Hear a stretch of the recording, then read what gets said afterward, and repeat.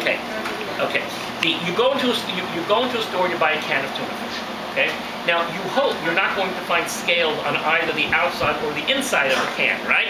You want to have a nice fillet piece of chunk of tuna. How do you know it's tuna? So you look on the label and you see an OU on the label, right? Now, an OU is not a scale, but you assume it's an indication that someone has checked it to make sure it's a kosher bit of tuna. I don't know if you're aware of this, but there isn't a mashgiach within thousands of miles of the factory that actually processed that tuna. Okay? So then you're going to wonder, so what good is the hashgacha if there's nobody there to check the fish to see that it's kosher?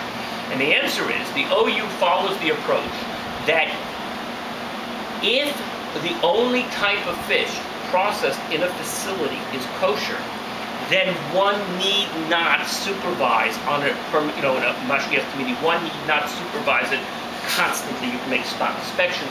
And this actually has a basis in halacha.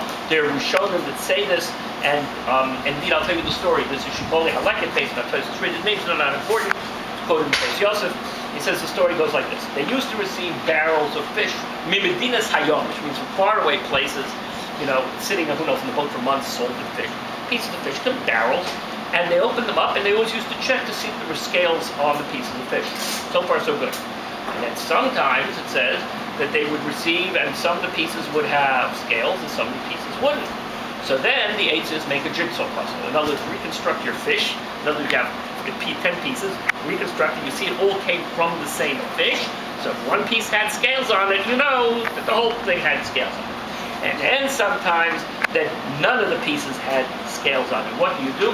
So the Shibbolei Haleket says it's kosher. Why? Because we know that that area where this fish comes from, all they do is kosher fish.